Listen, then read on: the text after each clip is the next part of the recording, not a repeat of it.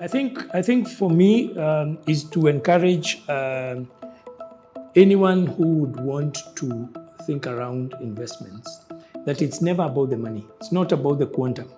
It's about the consistency. Even savings, as low as 5,000, 2,000, 1,000, just putting it away and getting it to grow. Looking at opportunities where you can grow it. It's never about the money. It's about the persistent and the consistency.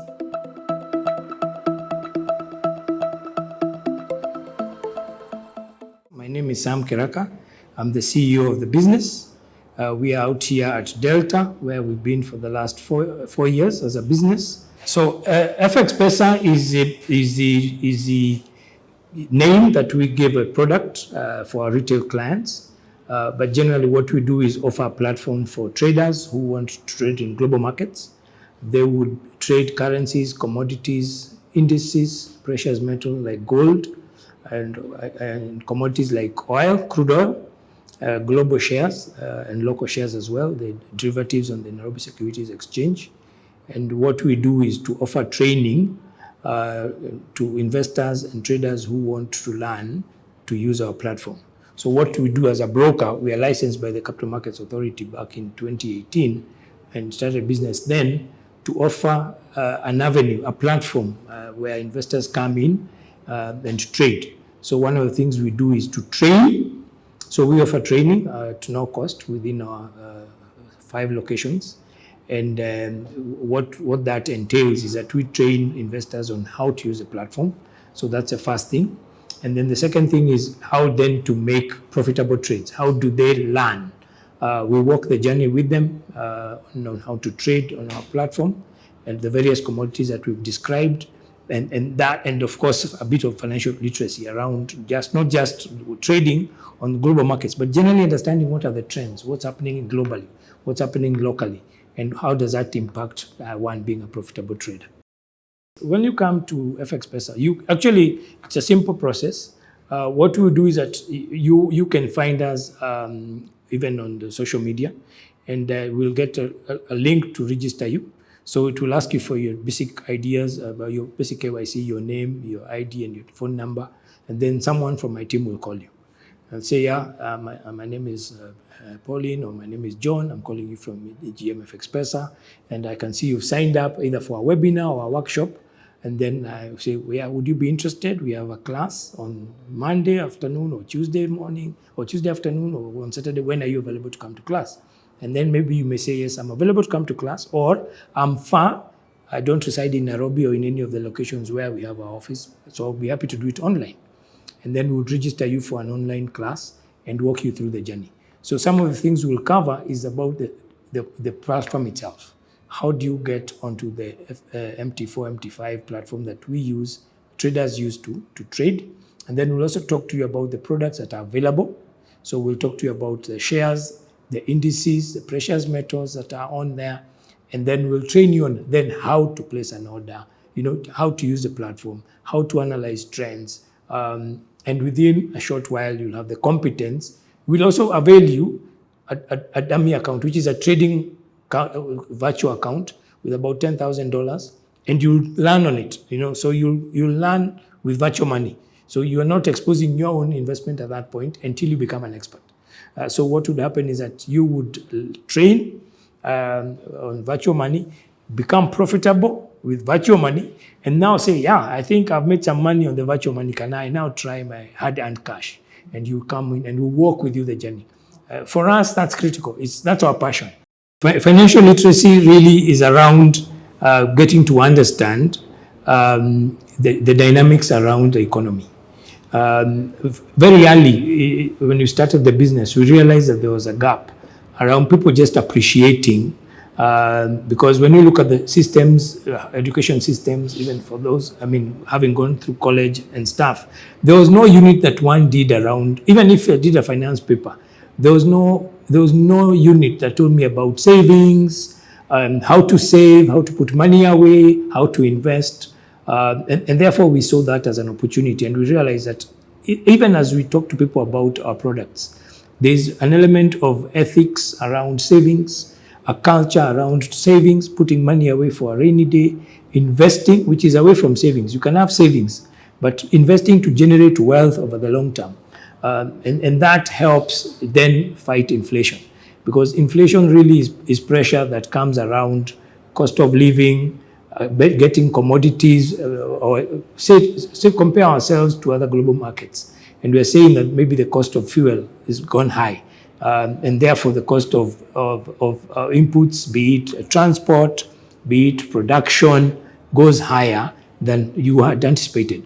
And therefore that impact, where your shilling can spend less today than it did 2 years ago, or a year ago, or 6 months back, that's what we talk about inflation. That your 1,000 shillings now is able to buy you less than it bought you 6 months ago.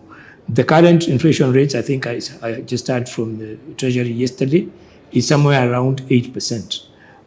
We've seen times when it was less, maybe 7%, 6%, and you'll appreciate that with the drought, so there is not much coming in terms of food and foodstuffs. It makes it expensive to produce and expensive to bring them to the market. And therefore that element, that increase, is really what we describe as a movement around inflation. You will appreciate that, like I said, there is no formal aspect within the course outlined in primary school, in high school, and in tertiary colleges. And therefore, when somebody leaves school or college and comes to us for us to train and equip them, we realize that gap. So we took it upon ourselves as part of our core mandate to actually go out and talk about financial information. How do we equip people around that? And we gave ourselves a target to educate through financial literacy about 2 million people in the next 4 years. And where we are at now, just this year only, January to now, today is the 1st of September, we have just over 150,000 people who've gone through our financial literacy program. And those are and we have a way of tracking them, and we have a key objective around that. We have programs that are physical. So in our location here in head office, in Thika, in Kitengela, in Nakuru, Eldoret, and Disley, we have training facilities. Every day we have people walking in. Monday to Friday, sometimes even on Saturday, where we welcome our potential clients, and even those who are not. Where we also go on the social media. So you'll find us on YouTube, and we'll be on various fora that engage. We have podcasts coming out on a weekly basis. We have, and those basically cover what are the market trends, what do we see. You talked about inflation. What does that mean? We talk about opportunities globally. What is happening in the West? What is happening in the US? What can we do in Kenya here to open up our investment opportunities to investors here who can grab the good opportunities we see globally? So what's happening in Dubai? What's happening with the Ukraine-Russia war? And what is the impact of that within global markets? How does that affect the supply of oil, for example, crude oil? How does that affect the supply of commodities? The drought here, what does that mean for Kenya? A Kenyan investor, is there an opportunity for you to trade grains, to trade rice, or cotton? We may not have all those on our platform, but we can do cotton. So what does that mean? Because at the end of the day, financial literacy is not just about our business. It's about creating an ethical, like setting a base around information on financial markets. How do you save? How do you differentiate between an asset and an investment? An asset is something you'll own, is a phone, is a computer. But investment is something that will help you generate a return. So you may use the computer as the asset to trade global markets, and then you invest with the money that you have. So also train people around scams. How do you avoid bad experiences? How do you tell a good investment opportunity? How do you pick out a good one from a bad one? So those are part of the things that we cover within our financial literacy classes, and also other products. What's happening in the market? What's available out there? And we keep encouraging our investors to look at that. Progress has been great. Like I said, this year to date, 150 clients, and not necessarily trading with us, but reaching them just about the financial literacy. The financial literacy program is not about getting to trade with EGM. The financial literacy program is equipping our brothers and sisters in this country to become better financial managers, that they can take their savings and grow their savings. They can look at opportunities to trade, and not just on global markets, but across. Whether it's somebody sitting in Isiolo and they can trade the beads when tourists go to see that place. When people in Mombasa, they want to go and trade curios and stuff like that. That's financial literacy. When you're telling somebody this is how you make money, you buy low and sell high. Because even in our market, that's what happens. You move with the opportunities that avail themselves, be it in gold, be it in precious metals like that, or be it in commodities like wheat or cotton. So that's really what it is. It's really equipping investors and potential, especially the young generation that is coming to the market today, to marketplace. The jobs are not there. So how do you help them get to create something for themselves? Whether they're in college, and we've done programs in universities, 2020, 2021 to date, we've tackled quite a number. I think we've talked to over 600,000 students in universities across. That's our target. And we've talked to quite a good number of those. I think we must have reached over 200,000 because we meet them online. So online you can have quite a number. We also have the physical camps that we go and sit with the university students, work with them, where they create even trading communities where they can compete amongst themselves, educate each other about the opportunities in global markets, learn how to use platforms like ours. So it's been a good journey, I must say, so far. We are proud to say that we have seen, in a small way, make a contribution to our society in terms of improving financial literacy. Certainly, like you rightly say, challenges are there everywhere. But for us, we look at the challenges as an opportunity, actually. Because, yes, setting these meetings together sometimes takes time, because also there are people with personal interests and stuff like that. But I think over the time, we've seen how do you then turn those challenges into opportunities. And that's why I'm saying, in our locations, like I've described in the various counties across the country, the reception is certainly not the same in one area to another. But what we've seen is that there's a lot of interest.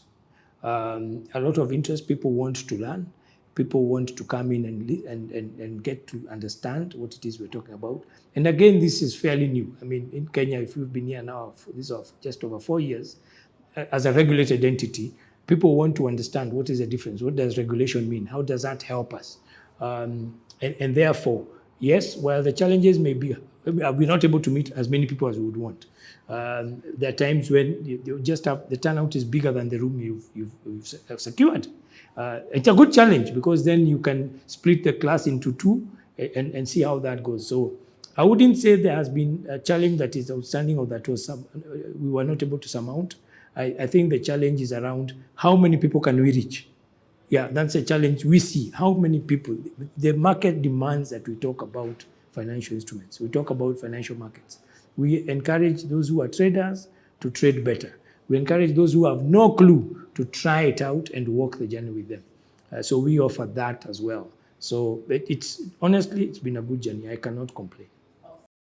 I think for me is to encourage anyone who would want to think around investments, that it's never about the money. It's not about the quantum. It's about the consistency. Even savings, as low as 5,000, 2,000, 1,000, just putting it away and getting it to grow. Looking at opportunities where you can grow it. It's never about the money. It's about the persistent and the consistency. When it comes to young investors, the potential is great. Start from where you are with what you have. So if you have 1,000 shillings, start there, convert it into dollars, and start trading. However, get the training, and that's important. It takes time to go to school to become a doctor. 5 years, 7 years to become a competent doctor, a surgeon. So it's the same thing. If you're coming to global markets, come into our class, let's train you, let's walk the journey. It may take you a week or 2 or 3 to get the competence you need and be able to grow from there. So I would encourage anyone who is looking to get into global space, trade commodities, trade Tesla, trade global shares, and even our own local Nairobi Securities Exchange shares. We have derivatives on Equity Bank, Safaricom, KCB, ABSA, on our platform. And those are good counters that one can look into. Even as we look at global markets, we are also looking at how do we develop this within Kenya.